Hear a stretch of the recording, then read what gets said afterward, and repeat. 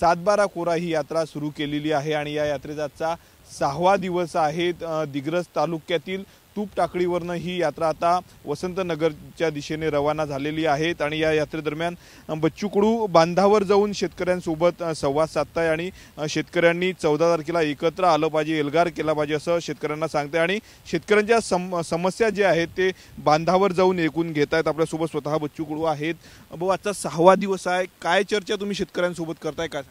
आता हे सरपंच राहिलेले शेतकरी आहे आणि 12वी पास आहे, त्यांचे एक भाऊ नोकरीवर पण आहे। पण एकंदरीत त्यांची जे व्यथा आहे किंवा मी जे आता बऱ्याच जणाला करांचं ऐकत होतो तर त्यांनी जो खर्च काढला तर 10 एकरामध्ये त्यांचं मागच्या वर्षी 30,000 घाट्यात गेलं। म्हणजे नफ्या तर आलाच नाही पण घाटा 30,000 गेला। यांची सोयाबीन 3600 रुपयात विकायला लागली, त्यांच्याकडे पावत्या आहे। म्हणजे व्यवस्था हमी भाव तर भेटलाच नाही। म्हणजे 5,000 हा हमी भाव आमचा अधिकार आहे। केंद्रानं जाहीर केले 7,000, म्हणजे राज्यानं शिफारस केली 7,000 भावाची, केंद्रानं जाहीर केले 5,000 आणि प्रत्यक्षात हमी भाव न भेटणारा शेतकरी आहे। म्हणजे हे 3,600च भेटले आणि याच्यात तर प्रचंड लूट आहे। तरी तर हे स्वतःची मजुरी पकडत नाही। 10 एकराले ते तिकडलं राठोड का पवार कुटुंबच होतं, त्यांनी सांगितलं की आम्हाला 30,000 घाटा आला। म्हटलं तुमची मजुरी किती आणि किती लोक काम करतं शेतात? तर म्हणजे 6 लोक काम करतंय, म्हणजे 200 रुपये रोजही पकडलं, कमीत कमी 200 रुपये तर 1200 रुपये रोज आणि 200 दिवस आपण काम पकडलं तर 240 लोक 2,40,000ची मजुरी स्वतः एवढं काम यांनी केलं। ते पकडून आणि हे 30,000 घाटा पकडून तो घाट्यामध्ये 2,70,000चा घाटा झालेला आहे। आता घाट्यात आहे तरी शेती का करतं आणि मग हे चालतं कसं? तर हे कसं आहे, हे व्याज कर्जावर कर्ज बरेच जणाची कर्ज फिटतं किंवा काही योग असतं, काही लोक घरातले लोक कामावर जातं। तर शेती ही घाट्याचीच आहे, स्पष्ट आहे। म्हणजे स्वातंत्र्याच्या पूर्वी आत्महत्या होत नव्हत्या, स्वातंत्र्य झाल्यानंतर आत्महत्या झाल्या आणि आपले लोक सत्तेत आले आणि आत्महत्या वाढायला लागल्या। हे फार दुर्दैवी गोष्ट आहे।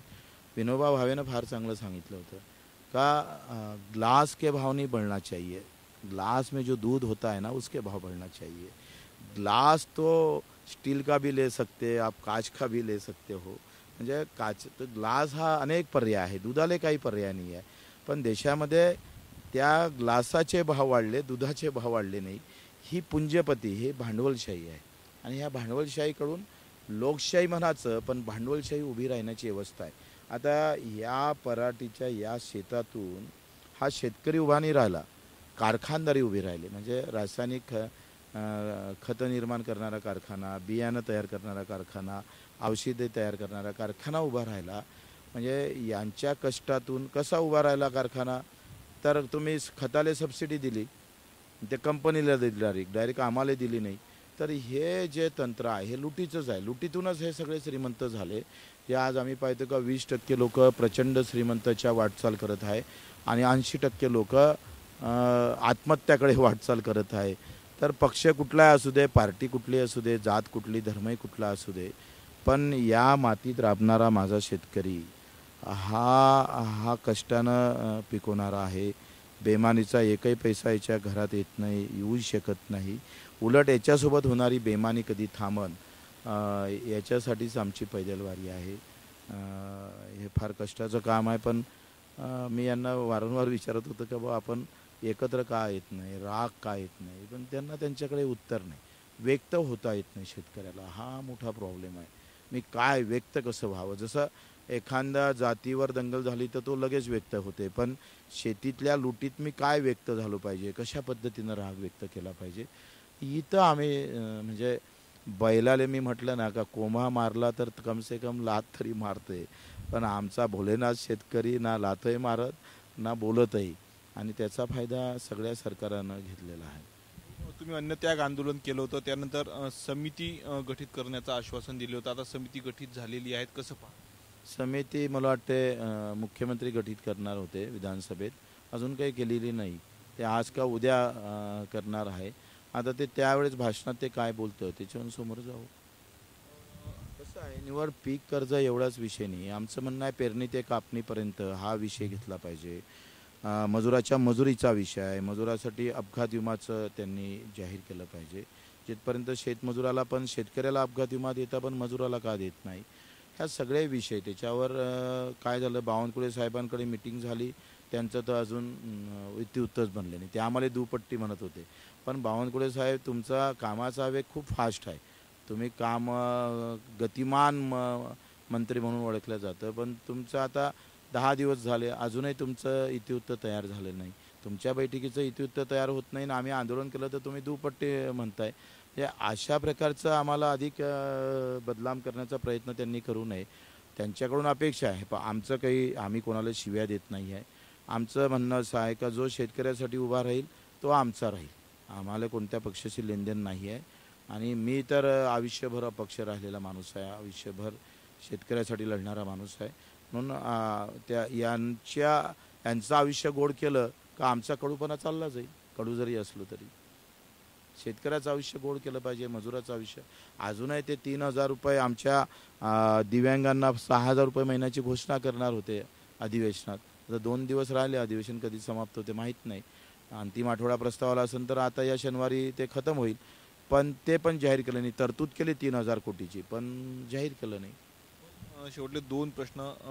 सध्या राज्यामध्ये महायुतीमध्ये आलबेल नसल्याची चर्चा आहेत. एकनाथ शिंदे अचानक दिल्लीला गेले. दुसरीकडे संजय राऊतांनी दावा केलेला आहे की एकनाथ शिंदे आपला पक्ष भाजपमध्ये विलीन करायला तयार आहेत मुख्यमंत्रीपदासाठी. राजकारणात आहे, काही होऊ शकतं. काय झालं राजकारणामध्ये आता फार निष्ठा हा विषय, आणि तो पाळला नाही पाहिजे. काय गरज आहे.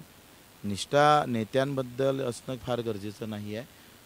मतदाराबद्दल निष्ठा असणं गरजेचं आहे. बापावर निष्ठा ठेवली पाहिजे, कामावर ठेवली पाहिजे, कर्तृत्वावर प्रामाणिकपणेवर निष्ठा ठेवली पाहिजे. मी तर या मताचा आहे, नेत्यावर निष्ठा ठेवून काय करायचं चाटाचं. नेता कुठं शेतकऱ्यावर निष्ठा ठेवतं, मतदारावर निष्ठा ठेवतं. आणि म्हणून हीच तर घडी बदलवायची आहे आम्हाला. शिंदे साहेब उद्या ते मुख्यमंत्री होईल आणि पक्ष बदलन तर ते राजकीय खेळी आहे. ते त्यांची खेळी आहे. जर उद्धव साहेबांना काँग्रेस आणि राष्ट्रवादीसोबत युती करून मुख्यमंत्रीपद त्यांनी घेतलं, तसंच प्रत्येकजण हे करतच राहणार ना. तो राजकारणाचा विषय इथं अलग आहे. आमचा विषय काय, मुख्यमंत्री कोणी होऊ दे ना, मुसलमान होऊ दे, तेली होऊ दे, माळी होऊ दे, बंजारा होऊ दे, मराठा होऊ दे का ओबीसी होऊ दे, छगन भुजबळ साहेब होऊ दे का जरांगे होऊ दे, आम्हाला काय लेनदेन आहोत त्याच्याशी. आमचं लेनदेन काय आहे का आमच्या ह्याच्या मधातलं तणनाशक मारलं ना आणि हे पराठी वाचवली या शेतकऱ्यांनी. सरकारनं हे तण उपडलं पाहिजे आणि या शेतकऱ्याला वाचवलं पाहिजे. हे आमची लूट थांबवली पाहिजे आणि माझ्या शेतकऱ्याला थांबवलं पाहिजे. कोणीही मुख्यमंत्री होऊ द्या, आम्हाला त्याचं काही लेनदेन नाही आहे. संजय शिरसाटच्या घरी बॅगांचं जे पैशांनी भरलेल्या बॅगात सापडले, व्हिडिओ व्हायरल झालेला आहे, कसं पाहत. ते काय आता आमदाराकडे पैसे नाही सापडलं तर मग काय सापडलं. त्याच्याकडे पैसे सापडत असतं आमदाराकडे. हे काही म्हणजे काय याच्यातलं काय नवल काय याच्यात. तुकडू होते. सध्या 7/12 कोरा यात्रा त्यांची सुरू आहे आणि या यात्रेदरम्यान जर आपण पाहिलं तर शेतकऱ्यांसोबत ते संवाद साधत आहे. आपण दुसऱ्यांमध्ये बघतो असे शेतकरी आहे आणि शेतकऱ्यांसोबत जे आहेत ते गावागावामध्ये जाऊन बच्चू कडू संवाद साधत असल्याचं आपल्याला या ठिकाणी पाहायला मिळत आहेत. आजच्या यात्रेचा जर आपण पाहिलं तर हा 6वा दिवस आहे. 14 तारखेला आंबोडा येथे बच्चू कडूंची जाहीर सभा होणार आहे आणि त्यानंतर पुढील जी आहे ती आंदोलनाची दिशा जी आहे ती ठरवली जाणार असल्याचं बच्चू कडू यांनी सांगितलेलं आहे. कॅमेरामॅन अनिकेत दहातोंडेसह मी स्वप्नील उमाप, TV9 मराठी, दिग्रज, यवतमाळ.